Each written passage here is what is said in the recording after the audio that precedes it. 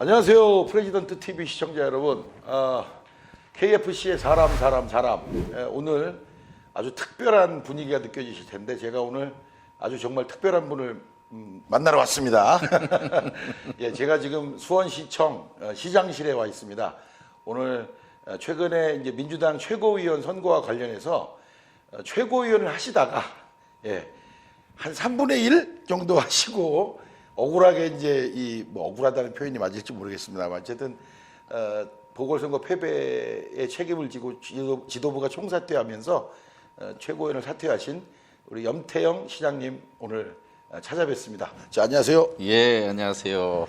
예, 이 시간이 좀 길지 않기 때문에 예. 그냥 좀 짧게 말씀드려 보겠습니다. 굉장히 아쉬우실 텐데 딱 보니까 한 7개월 정도 하신 것 같아요. 정확히 223일, 223일. 7개월 반이 조금 안 되더라고요. 그래서 예. 전체 임기의 3분의 1을 채 못한 그런 아쉬움이 있죠. 예. 어떠세요? 저 7개월 동안 해보시니까 뭐 어쨌든 처음에 거기 들어가실 때 저 기초의 현장의 힘, 기초의 힘으로 당을 바꿔야 된다 이런 말씀을 많이 하셨는데 막상 들어가 보시니까 어떻든가요? 실제로 할 일이 많더라고요. 그리고 하는 일도 많고 네. 제대로 하려면 또 정말 많은 일과 시간이 필요하겠더라고요. 제가 이제 그 지난해 8월달 전당대회를 통해서 그 풀뿌리 네. 그 지역 정치인들의 희망을 만들었다고 이렇게 평가받았지 않았습니까? 예.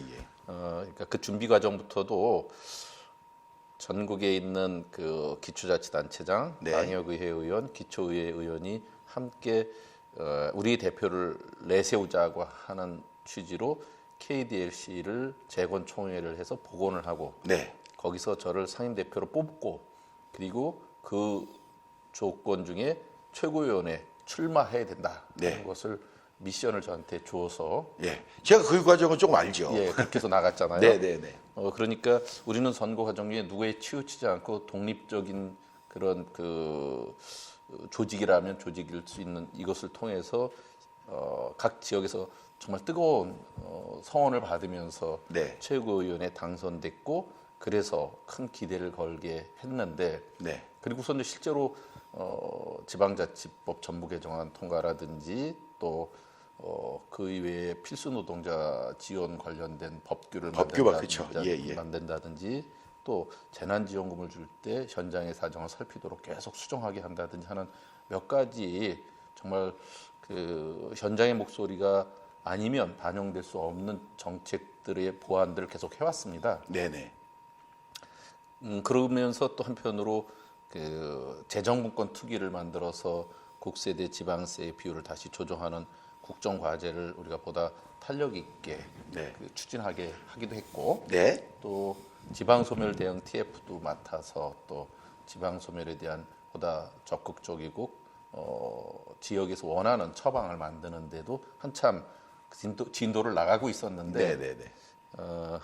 아쉽게도 지난 4월 7일 보궐선거 참패로 인해서 네. 결국은 지도부 총사퇴가 결정돼서 그만두게 되지 않았어요? 예. 우선 저는 저를 만들어준 그 많은 풀뿌리 정치인들에게 송구스럽다. 소임을 다하지 못하고 중도 사퇴를 하게 돼서 뭐라 송구한 마음을 전할 수가 없다. 이런 것은 분명하고요. 네네. 그렇지만 늘 정치라는 건 살아있는 생물과 같아서 또 지금 시점에 그러면 새로운 대안이 필요하고 또 다른 노력들을 기울여야 되잖아요. 그렇죠. 그래서 이제 네. 그 대안을 만드는 일을 지금 이번 전당대회를 통해서 또 하는 건데 예. 그러다 보니까 그 지난 7개월간의 저의 그 성과라면 성과 또 네. 그 과정이라면 과정을 잘 정리하는 게 필요했고요. 그래서 급히 그거와 관련된 자료도 만들었고 제가 그거 봤는데 예. 최고위원 223일의 기록인가 뭐 이렇게 만드셨더라고요. 예. 그래서 제가 자료 좀 보니까 드렸어요. 예. 그 보니까 뭐 최고위에서 발언하신 내용, 예. 그다음에 내가 최고위원이 돼가지고 이런 거가 성과가 있었다 이런 예. 내용을 정리하셨는데 전 그게 그렇게 빨리 나올 줄을 상상도 못했어요. 사실은 하루 만에 만들었고요. 예, 이거를 왜냐하면 그동안 예. 쭉 만들어 놓은 자료들이 있었으니까 이렇게 만들어서 이걸 만든 이유는 이거 제가 뭘 이거 자랑하고자 한번 잡아주실 수 있을지 모르겠어요. 자랑하고자 해서가 아니라 네. 이런 일을 해왔기 때문에 이런 일은 의미가 있기 때문에 중단되면 안 된다. 이후에 지속되려면 네. 저와 같은 미션을 맡은 사람들이 우리 안에서 끊임없이 이어져야 된다. 그것을 강조하기 위한 것이었거든요. 네네네. 그래서 여기 보시면 뭐 그 처음에 출마 때 국회에서 했던 사진. 출마 기자회견 그럴 때 보면 전국의 자치단체장과 광역의회 대표, 기초의회 대표까지 같이 모여서 네. 출마 기자회견도 하고 또 우리를 지원하는 자치단체장 출신의 국회의원들이 같이 배석해주고 네네. 그런 것들 거기다가 그동안에 했던 주요 성과들이라든지 구체적인 내용들을 좀 더 적시했는데 알고 봤더니 7개월 동안 정말 많은 일을 했고 발언을 했더라고요. 그래서 의미가 없지 않았다. 그리고 이것은 정말 큰 의미가 있는 건데 기후대기 예. 기후위기 비상선언. 작년 예. 6월 5일 날 그 환경의 날이죠. 네네네. 그날 전국의 모든 기초지자체가 다 함께 기후위기 비상선언을 하면서 탄소 중립 국가로 가야 된다는 촉구를 해요. 그렇죠. 그렇죠. 그 이후에 국회가 의결을 하고 이제 정부가 대통령이 탄소 중립 국가 목표 선언을 하자. 2050 선언을 예, 하죠. 예. 예, 예. 그런 것까지 이어질 정도로 지방 정부가 중앙 정부의 정책들, 주요 국정 과제들을 견인해냈다고 하는 평가를 받기에 충분하다 이런 생각을 하거든요. 이런 일들을 해오다가 하여튼 그만두게 됐으니까 아쉬움이 참 크죠. 7개월 정도 하신 그러면 그냥 단도직입적으로 예, 염태영이 있는 최고위원회와 그 전에 그러니까 정확히 말하면 기초자치단체장이 들어간 최고위원회와 예. 안 들어간 최고위원회 어느 정도 성과가 있었다. 뭐 예를 들면 구체적으로 과거가 만약에 100점이었다면 어느 정도 더 성과가 있었다고 한번 그냥 글쎄, 얘기해 볼 수 100점 있을까요? 뭐 이렇게 얘기하기는 그런데 어쨌든 우리가 그 동안에 코로나로 인해서 국가 재난지원금들을 계속 네네. 설계하고 그 집행해 왔지 않습니까? 네네네. 그럴 때마다 현장의 분위기와 현장의 사정들을 반영하는 것들은 주로 제 몫이었어요. 네. 그러니까 그 중에 하나의 사례를 말씀드리면 긴급하게 어려워진 위기 가정들을 지원하기 위해서 재난지원금 중에 3,500억의 예산을 만들었어요. 네. 그런데 그게 이를테면 중앙정부가 기획한 것이 전 분기에 비해서 이번 분기에 25% 소득이 준 것을 증명해야 증명해야만 되죠. 예. 그 지원을 할 수 있는 거예요. 근데 현장의 사람이 내가 이만큼 자발적으로 가난해진 것을 서류를 만들어다 띄어서 내갖고 몇십만 원을 받는다는 게 현실적으로 어려운 얘기죠. 가능하지 않잖아요. 네, 맞습니다. 이건 형편에 맞지 않는다. 네. 그리고 그것을 별안간 뭐 10월 초에 시작하면서 그 10월 며칠까지 하라 이러는 것도 말이 안 맞는다. 네. 그래서 기간을 더 늘리고 서류를 간소화시키고 웬만하면 서류가 아니라 형편을 그대로 반영해 주는 게 필요하다. 그렇게 해서 몇 번에 걸쳐서 기간을 연장시키고 또 그 절차를 간소화시키고 하는데 그래도 우리 시 같은 경우는 그것을 대폭적으로 더 그 용인하게 해서 90% 간소화시키셨다. 예, 90% 가까운 대상자에게 줄 수 있었는데 결국 그렇게 여러 차례 연장시켰는데도 불구하고 전국적으로는 50%를 채 못 썼습니다. 그러니까 3,500억을 만들어서 결국 50%도 못 썼다는 거예요. 그렇죠. 그러니까 이렇게 현장과 괴리된 국가 정책들이 허다하게 있다는 얘기입니다. 그러니까 이번 보궐선거 패인을 좀 여쭤보려고 그러는데 여기서 딱 일단 먼저 나왔어요. 아니 3,500억을 만들어 놓고도 반도 집행 못하는 정부의 정책이 과연 국민들에게 어떻게 다가갔겠냐 이런 생각이 좀 확 드는데요. 그렇죠. 뭐 연결지어서 말씀드리면 민주당 패배 이거 뭐 지금 뭐 너무 많은 분들이 뭐 이래서 졌다 저래서 졌다 얘기하시는데 우리 시장님이 보시기에 딱 이렇게 좀 짧게 한번 진단하시면 어때요? 국민들의 피부에 와닿는 그 현장 민생의 문제와 동떨어진 정치적 이슈에 너무 매몰됐어요. 그래서 이를테면 검찰 개혁이 꼭 필요하긴 한데 그걸 검찰 개혁 갖고 너무 오랫동안 지루하게. 그렇죠. 예. 그러는 사이에 코로나로 인해서 국민들은 얼마나 힘들어했습니까? 예. 그리고 부동산 그 너무 많이 그 가격이 올라서 또 거기에 절망한 사람도 얼마나 많습니까? 예. 또 청년들 그리고 신중전 장년들 이런 분들의 실업은 또 얼마나 심각했습니까? 그렇죠. 보다 그런 문제에 집중하고 천착하기보다 정치적 이슈에 매몰돼서 너무 오랫동안 국민들을 피곤하게 한 것도 요인이 되지 않았나 싶고요. 어차피 개혁이라는 것은 욕을 먹더라도 그 바로바로 단순간에 정리를, 강하게 정리를 하고 넘어가고 보다 근본적으로 민생의 문제에 또 그 보다 많은 그 역점을 둘 수 있게 정책을 유도해 가고 그런 것들이 진보 진영의 그 역량으로 좀 보여줬으면 하는 그런 것이 아쉬운데 뭐 지도부의 일원으로 있었던 저도 책임이 없다 할 수 없으니까 예, 그렇죠. 그 안타까운데 사실은 그 저로서는 그 이를테면 부동산 세금의 문제라든지 네. 그 또 K 방역의 여러 가지 현장의 문제라든지 이런 것을 여러 차례 지적을 하고 제안했습니다만은 상당히 많은 부분이 그 당정청 회의 관계 속에서 결정돼서 최고위원회 그 결과가 통보되는 식으로 하면 또 우리는 그 내용에 대해서 엄호를 나중에 하는 역할을 그렇죠. 당정청에서 합의한 걸 예. 최고위원회에서 뭐 반대하거나 이렇게 하는 게 참 어렵죠. 사전에 충분히 논의를 하고 우리의 의견을 갖고 가서 협의하는 구조가 안 되더라고요.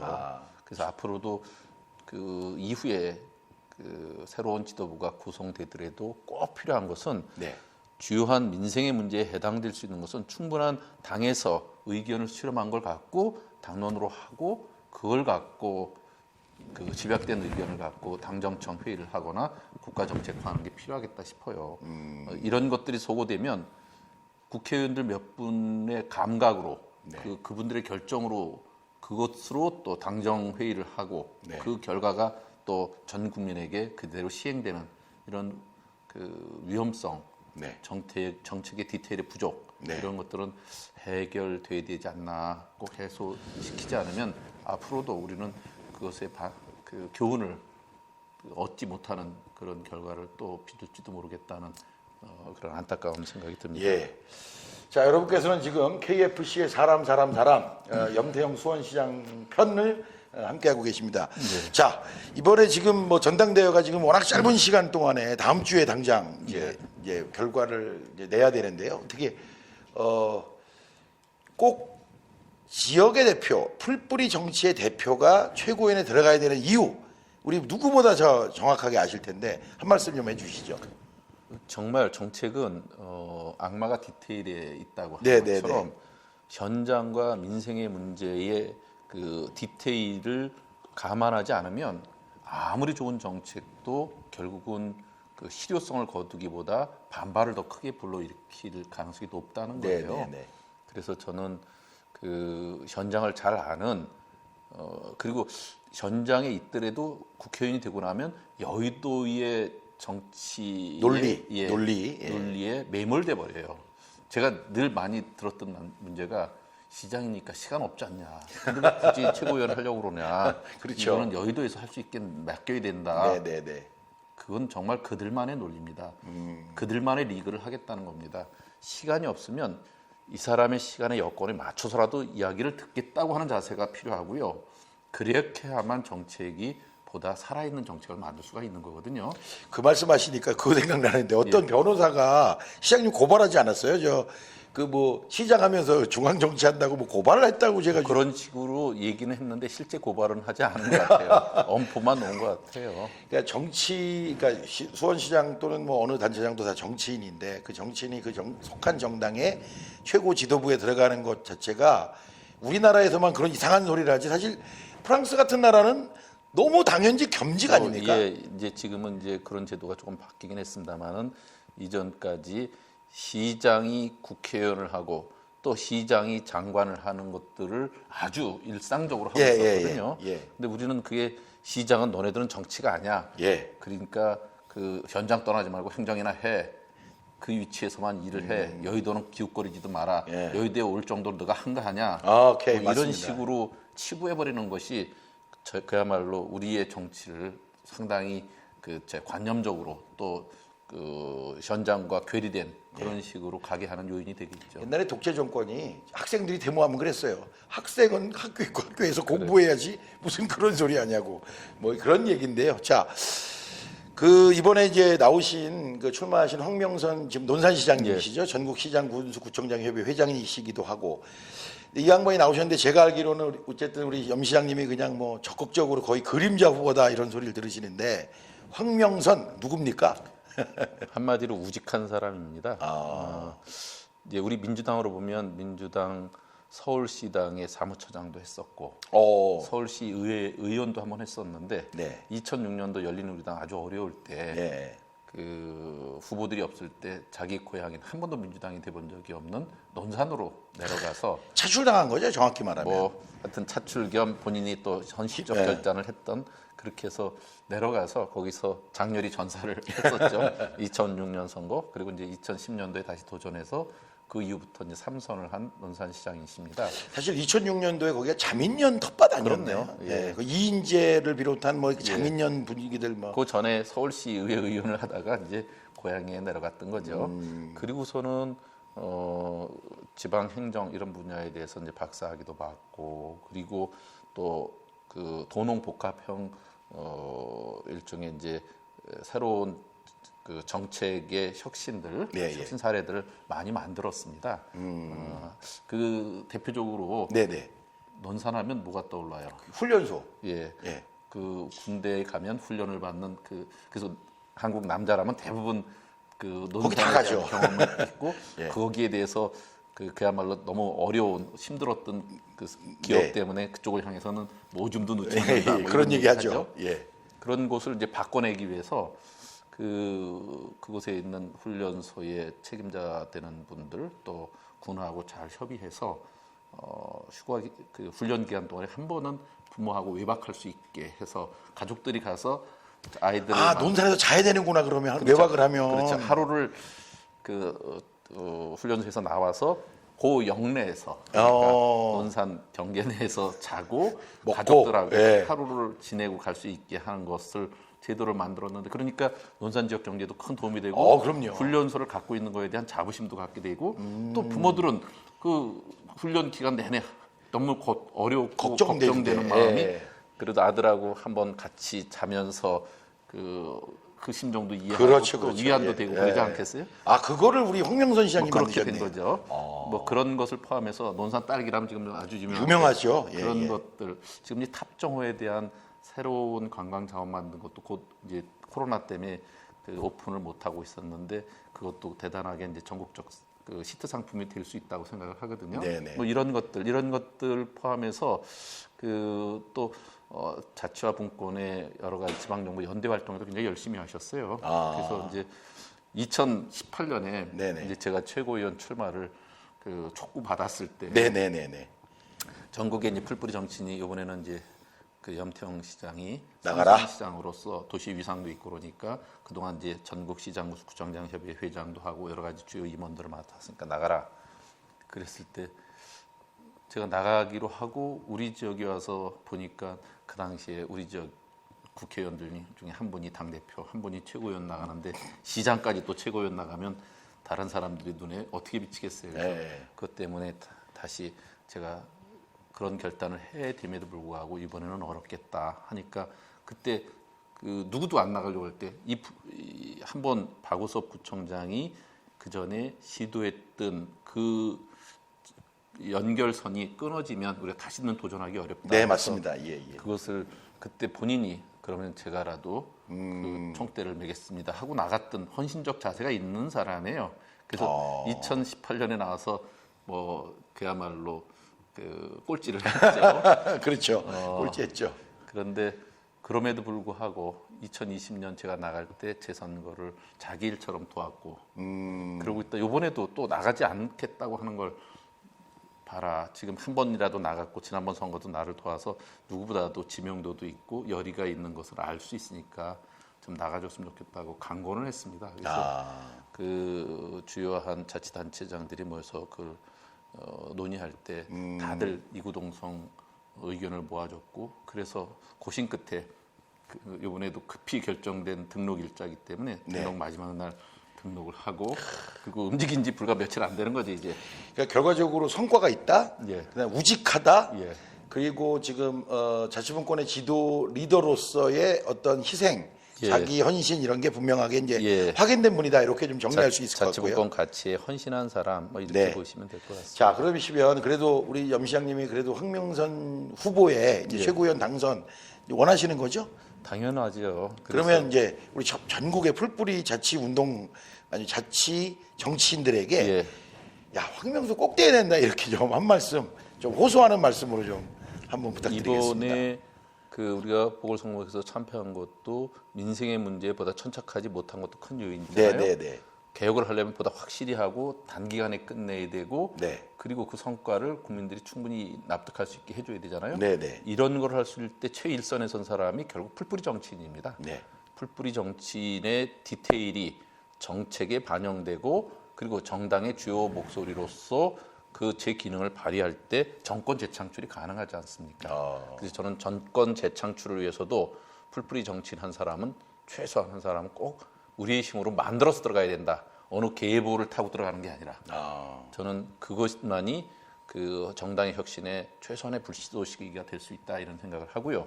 또 그렇게 해서 그 우리의 역량으로 진출시켜야만 다음번 그 대선에는 그 정권 재창출의 교두보 역할을 할 뿐만 아니라 네. 곧 이어지게 되는 지방선거에서 우리를 지키는 힘이 됩니다.